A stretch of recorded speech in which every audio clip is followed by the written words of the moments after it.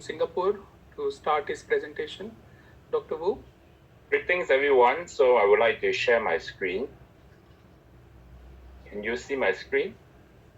Yes, we can. Thank you for inviting me.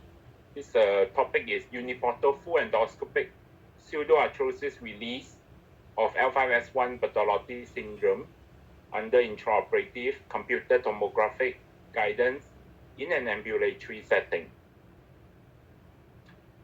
I practice in Jurong Health Campus, Ng Teng Fong General Hospital, part of National University.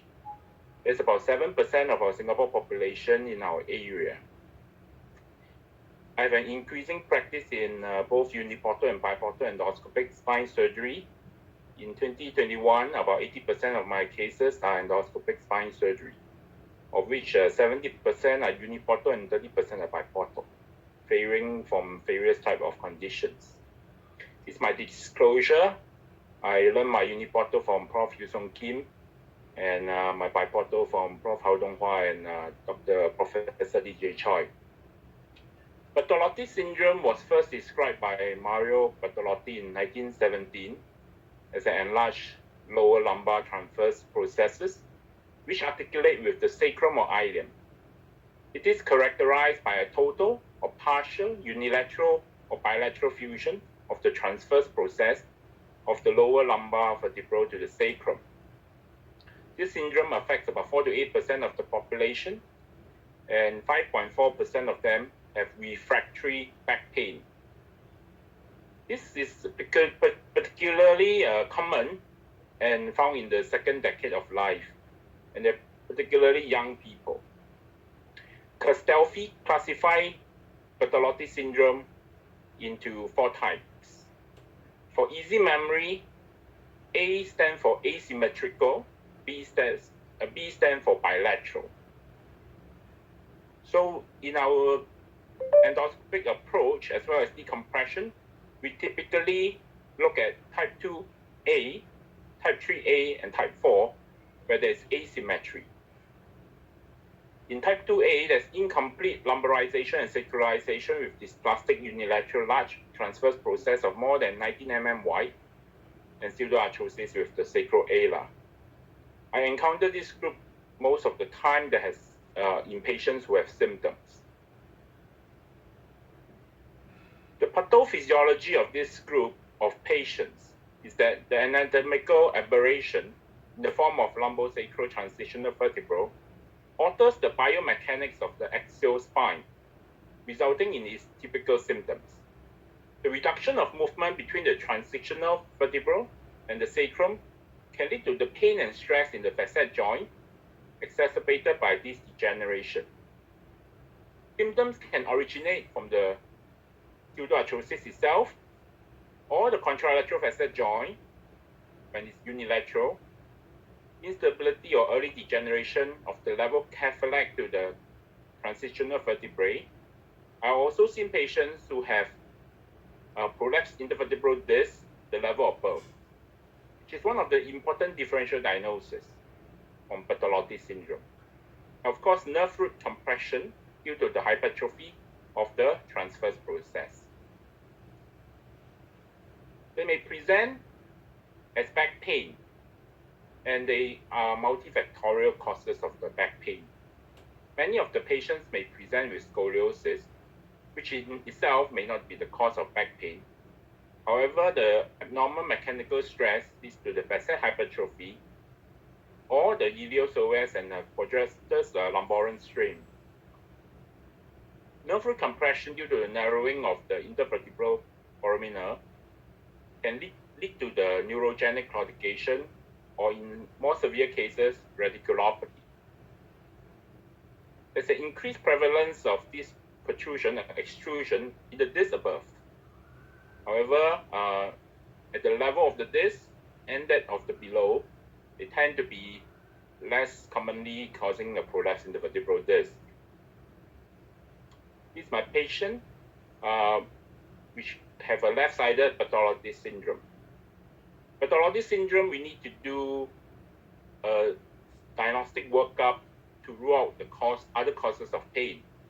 such as discogenic pain, facet original pain, facet joint origin pain, sacral iliactis, or prolapse intervertebral disc.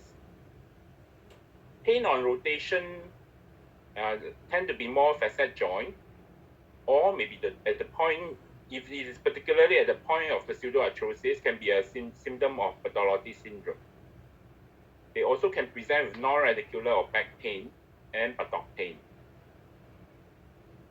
So as you can see from here, these are the areas of pain that we have to rule out. From the midpoint of discogenic pain, facet pain, sacral iliac joint pain, as well as radicular pain in purple. And finally, we after all that is ruled out, we focus on the Bertolotti syndrome. So typically in the MRI, you will see that there's an asymmetrical pseudoarthrosis. The left L5 nerve root in this case is deviated medially by the pseudoarthrosis. However, fortunately for this patient, there's no significant compression. We typically perform CT scan and 3D reconstruction if surgery is planned. So the proposed diagnostic algorithm involves, of course, a detailed clinical history examination, eliminate other causes of back pain, treat them conservatively, of course, with this, and then do diagnostic and therapeutic interventions such as discogram, facet block, nerve root block, or even sometimes blocking the pseudoarthrosis region. The detailed proposed algorithm can be inferred from this paper. Despite its common prevalence, there is no agreed treatment on Bertolotti syndrome. To date, there's no agreement to the best method of treatment, and the management of these patients remains uncertain, despite being an economic and potentially high social impact, lower cause of a lower back pain in young people. The importance of including Bertolotti syndrome in the differential diagnosis when examining young people with lower back pain must be at the back of our mind. We need to have a dynamic approach to the pain management. And in the past, when Bertolotti syndrome is poorly understood, sometimes they may end up seeing multiple pain specialists and even psychological counseling to help, as can be seen in this suggestion of how to treat Bertolotti syndrome in this paper. The surgical options, if you search on PubMed, is very diverse. It can be excision of the pseudoarthrosis from the anterior versus posterior approach, or posterolateral fusion of the transitional segment. We have to understand the anatomy of pseudoarthrosis by understanding the anatomy of the L5 nerve root as it exists through the L5S1 foramen. It exists through the L5S1 foramen below the L5 pedicle with a ventral caudal course. We divide it into medial third, middle third, and lateral third. In the medial third, it is closely associated with the disc, the L5S1 disc. In the middle third, it runs across the sacral ala, ventral to the intertransverse ligament between L5 transverse process and the sacral ala. This is the part where the pseudoarthrosis commonly causes impingement of the nerve. And in the lateral third, it joins the L4 nerve root in the upper portion of the sacral ala to form the lumbosacral trunk. Excision of pseudoarthrosis has the aim of both decreasing the future facet degeneration and disc degeneration, as well as in some cases, decompression of the L5 nerve root as well. It can be achieved either by traditional open surgical methods or minimally invasive techniques. In the group that published the extraforaminal L5 decompression by using a ventral method, a very extensive approach, and with vascular colleagues' help to actually just release the pseudoarthrosis. It can be quite morbid to young patients, especially in young male. There's a potential of leading to retrograde ejaculation. So we should try our best to use more minimally invasive method to resolve this problem, maybe perhaps from the back. And it was described earlier that we can use tubular decompression for pseudoarthrosis, as highlighted in this paper. And prior to the use of endoscopy, tubular decompression has been a very attractive option for this group of patients.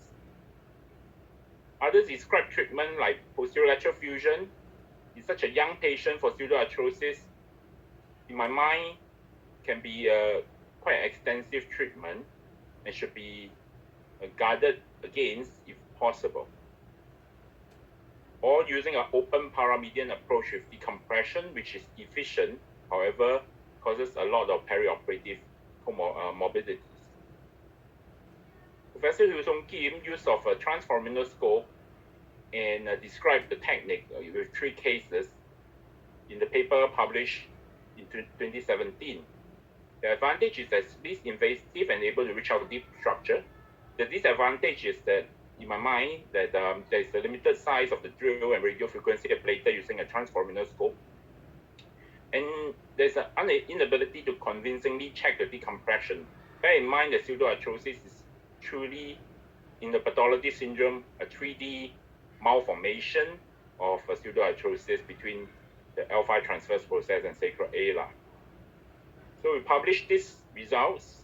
We use a combination of both a stenosis scope, keep in view using a transforaminal scope, as well as having a post-operative O-arm spin or intraoperative computed tomographic guidance to ensure that we have completed the job.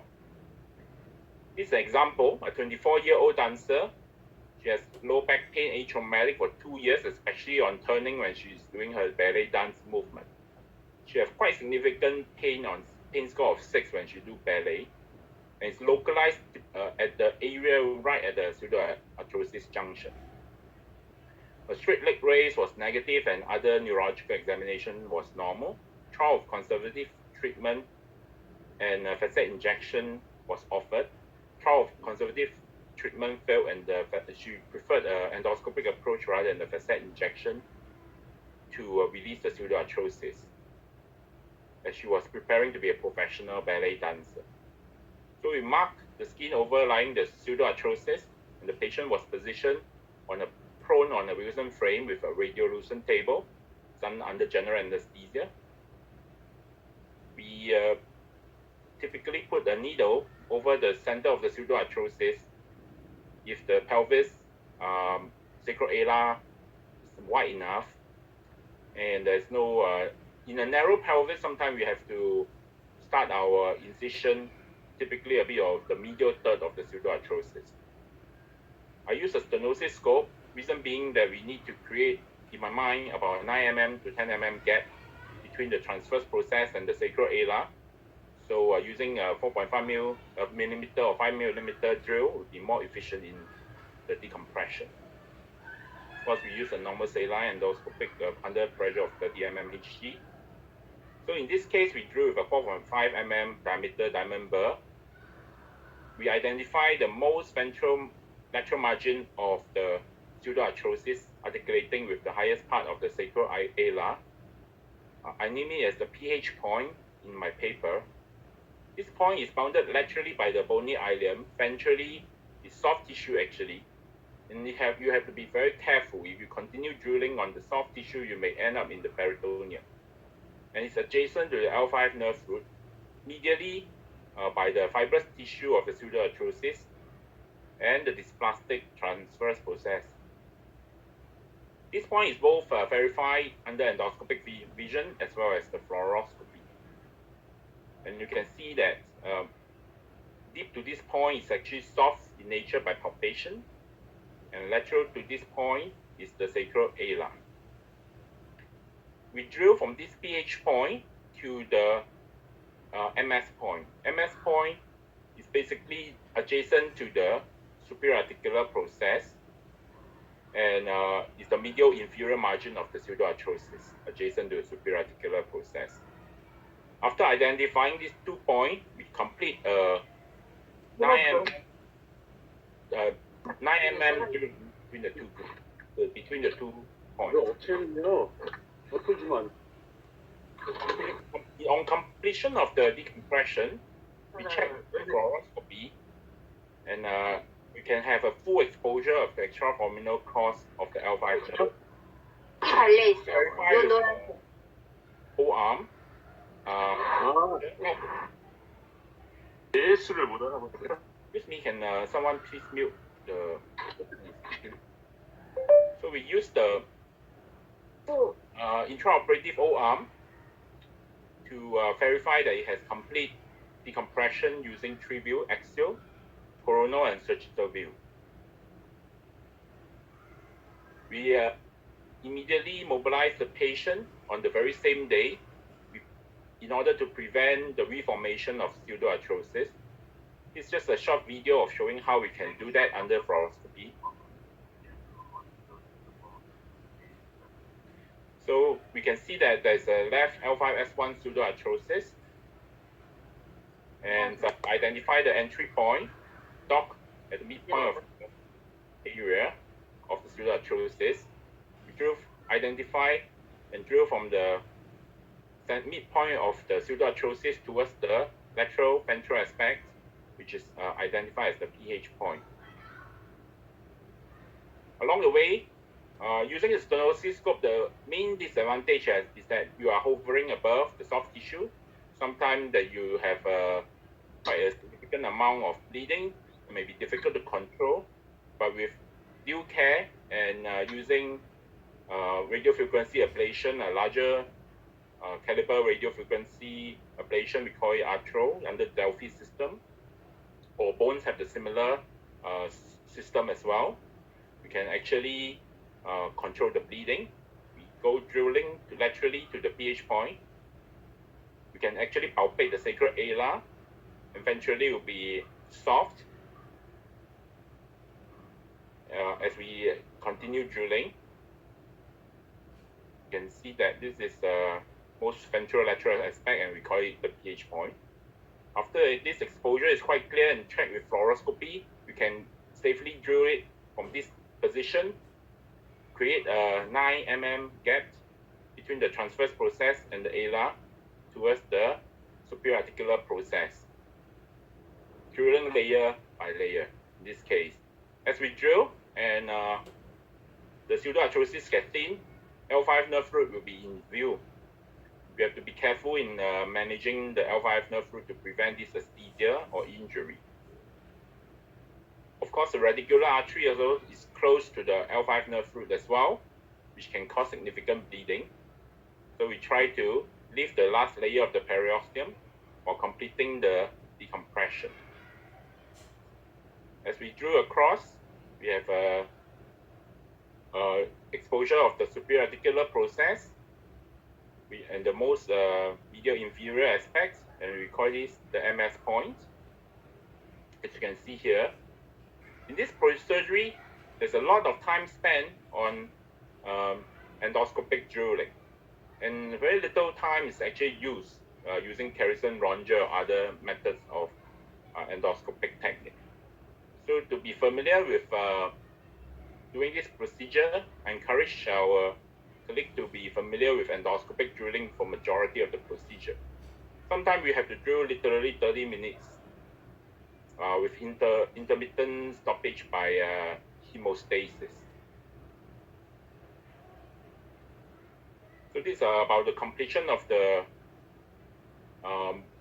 release of pseudoarthrosis, and is confirmed by the O-arm.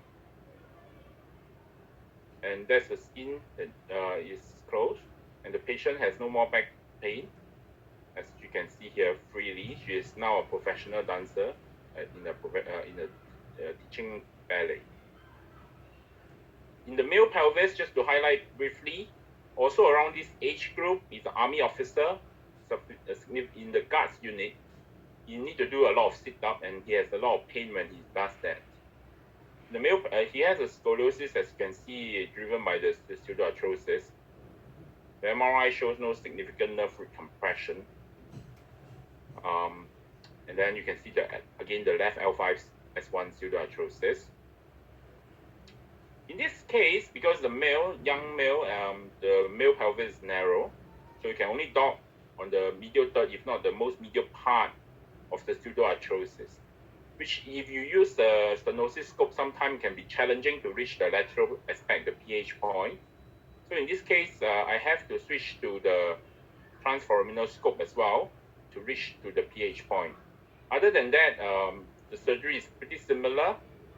As you can see here, in a narrow pelvis, you tend to be a bit further away from your target of the pH point, which is the most lateral aspect, ventrolateral aspect of the pseudoarthrosis. Hence, sometimes the bleeding may obscure your view, as you can see from here. It's not as clear as the lady who has a wider pelvis. I think this can be circumvented by using a transforaminal scope. However, I still use a stenosis scope because I think the efficiency of the drilling can save some time.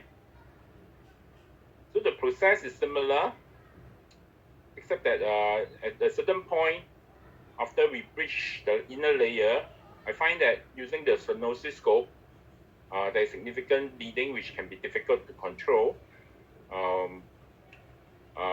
because we are hovering way above the area.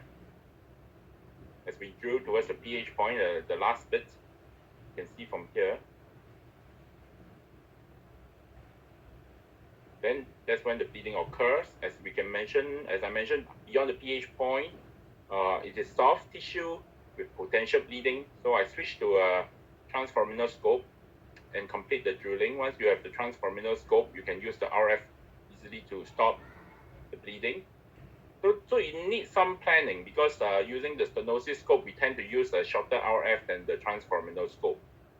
Of course, we can use an interlaminar scope as well, which can be essentially the same length but shorter but smaller in diameter. Essentially, the rest of the method is the same. A lot of endoscopic drilling. Be careful with the L5 nerve roots. Using the probe to check the the superior articular process medial inferior point, which we call MS point, for purpose of the publication. In this case, I use the Carson Ronger for the last layer, just above the nerve roots, and it's fully decompressed. I suppose if we do not have O-arm intraoperatively, we can perform using C-arm to confirm that it is fully decompressed. As O-arm is readily available in my facility, I use the O-arm to double confirm that it is fully decompressed. This is the O-arm picture, and this is the wound. The patient is discharged typically within 24 hours. Overall, in discussion, we need to create enough space of an IMM gap. We have to be clear in identification of the most lateral margin and the medial margin. This anatomical point is important to prevent complication like significant bleeding because of drilling way beyond the pH point, or drilling too medially beyond the MS point and leading to the violation of the superior articular process due to the fact that we are disoriented. I think we should create a 9 mm gap in between the two processes to prevent reoccurrence of this condition. We want to prevent overzealous SAP drilling, as I've mentioned. And this is a complex 3D abnormality. I suggest if we have O-arm, intraoperatively, we can confirm the decompression by doing an O-arm spin post-op. We can also deal with the raw surfaces by putting bone wax. And more importantly, I feel, is that aggressive physiotherapy starts as soon as the patient is awakened and able to mobilize. I ask them to do active sit-ups and rotation of the trunks as soon as post-op day 1. These points can be highlighted in my paper. You can find that on the PubMed. So advantages of uniportal pseudoarthrosis release, I think, as we can see among the techniques that I've demonstrated before the endoscopy get popular, the open surgeries can be quite aggressive. I think endoscopic procedure is simple and nice in ambulatory surgery. can be considered in the treatment of patients who have pseudoarthrosis. And we have to be careful in identification of the L5 nerve root to prevent injury. We should be confident and familiar with handling of endoscopic drill or doing this procedure, because most of the part of the procedure is done using endoscopic drill. I welcome any questions. Thank you for listening. I hope you all have a pleasant day ahead. Thank you, Dr. Wu. That was a very descriptive and very interesting presentation to treat Bertolotti syndrome. I have one question about the male case which you demonstrated. What was the operative surgical time for that? Because you changed the scopes to transforaminal as well. Okay, I spent about, I think 60 minutes. It takes about 30 minutes with the stenosis scope, and then I changed to, which takes another 30 minutes. But okay, then when we completed, then we do an O-arm spin. As you know, O-arm is a bulky item. It takes another 15-20 minutes. Yeah. Okay, even then it was quite fast and with wonderful results. So thank you very much for your presentation. Now I would call upon